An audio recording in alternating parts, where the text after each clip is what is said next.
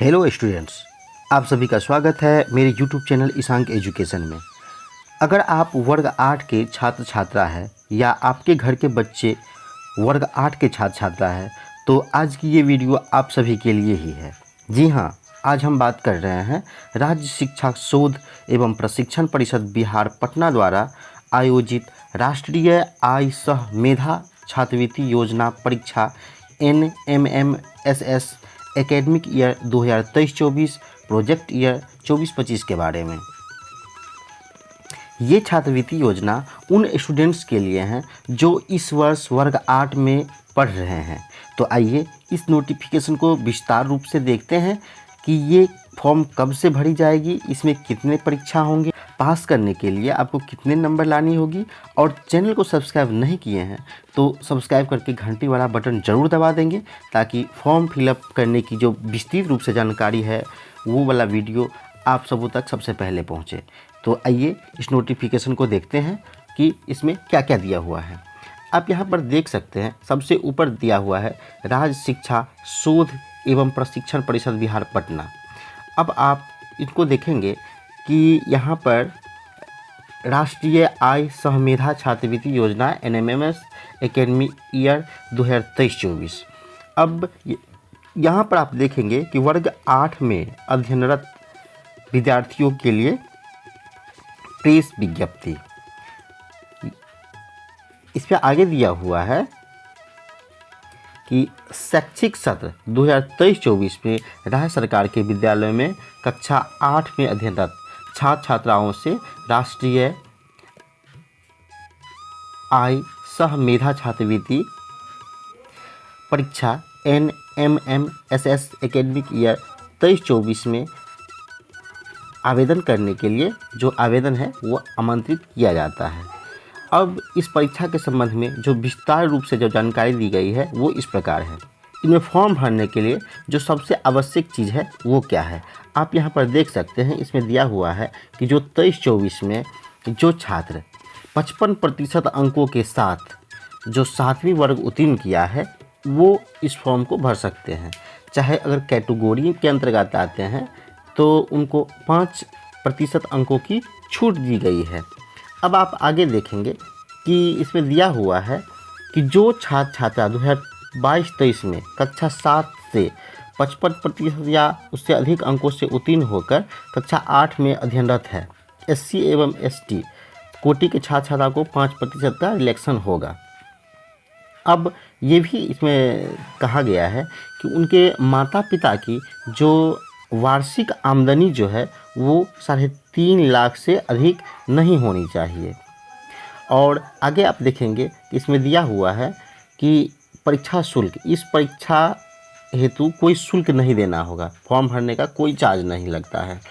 जो अगर आप साइबर कैफ़े में फॉर्म भरवाते हैं तो बस उनका जो चार्ज होगा वही आपका परीक्षा फीस के लिए आप समझ सकते हैं।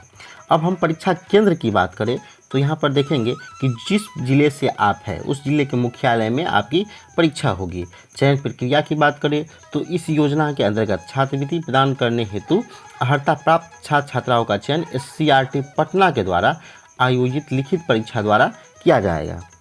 अब छात्रवृत्ति की संख्या कितनी होती है तो कहा गया है कि संपूर्ण भारतवर्ष में 1 लाख छात्र छात्राओं को छात्रवृत्ति दिए जाने का प्रावधान है। इस योजना के तहत प्रत्येक राज्य का कोटा निर्धारित है। कोटा के अनुसार बिहार राज्य का अंश 5433 है। राज्य के आवंटित कोटा से प्रत्येक जिला का भी कोटा निर्धारित है।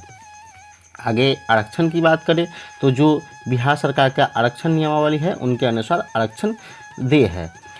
इसमें जाति प्रमाण पत्र लगाना अनिवार्य है जो कि अंचल अधिकारी या प्रखंड विकास पदाधिकारी द्वारा निर्गत होना चाहिए। उसके बाद जो EWS यानी कि आर्थिक रूप से कमज़ोर वर्ग के आवेदक होंगे उनको भी आय प्रमाण पत्र लगानी होगी, जिनमें कि 3.5 लाख से कम का उनका आय होना अनिवार्य है, वो अपलोड करना पड़ता है। हम आय प्रमाण पत्र की बात करें तो आवेदन पत्र के साथ सक्षम पदाधिकारी, अंचल अधिकारी या प्रखंड विकास पदाधिकारी से प्राप्त आय प्रमाण पत्र अपलोड करना अनिवार्य होगा। माता पिता की सभी स्रोत से कुल वार्षिक आय 3.5 लाख रुपये तक रहना अनिवार्य है। आगे दिया हुआ है निःशक्तता प्रमाण पत्र, यानी कि जो कैंडिडेट यानी जो स्टूडेंट्स निःशक्त होंगे उनके लिए ये प्रमाण पत्र आवश्यक होगा। आगे दिया गया है कि राष्ट्रीय आय सह मेधा छात्रवृत्ति परीक्षा का स्वरूप क्या होगा, जिसमें आप देख सकते हैं कि मानसिक योग्यता से 90 प्रश्न रहेंगे और शैक्षणिक योग्यता से फिर 90 प्रश्न रहेंगे, जिसमें 90 प्रश्न के लिए 90 अंक दिए जाएंगे और उनको 90 मिनट का समय दिया जाएगा।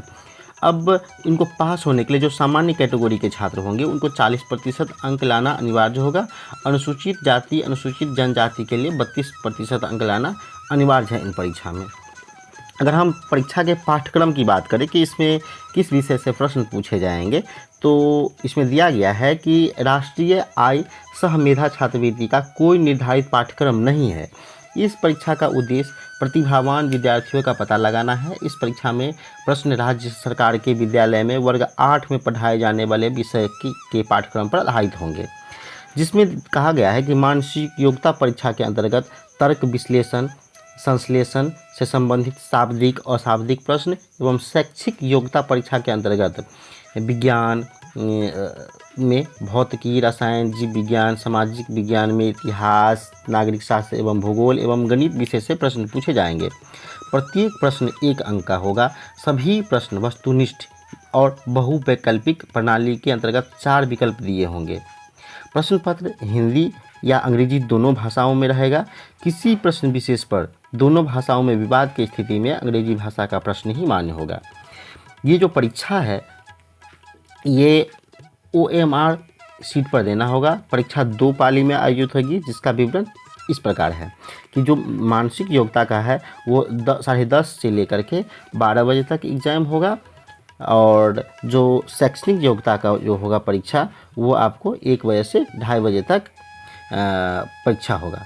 अगर हम फॉर्म फिलअप करने की बात करें तो आवेदन कैसे करना है, तो उनके लिए आपको वेबसाइट scrt.bihar.gov.in पर विजिट करना होगा।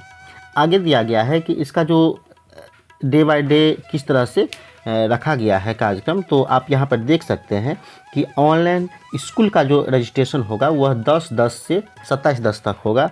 इसके बाद इस SCRT द्वारा स्कूल का जो रजिस्ट्रेशन कंप्लीट करेगा वो आपको 31/10 तक कंप्लीट कर देगा। और जो फॉर्म जो भरने का डेट है वह 10/10 से लेकर के 3/11 तक रखा गया है, यानी कि 3 तारीख नवंबर महीना तक। इसके बाद फिर विद्यालय स्तर पर उसका अप्रूवल होगा। उसके बाद ऑनलाइन आवेदन प्राप्त करना,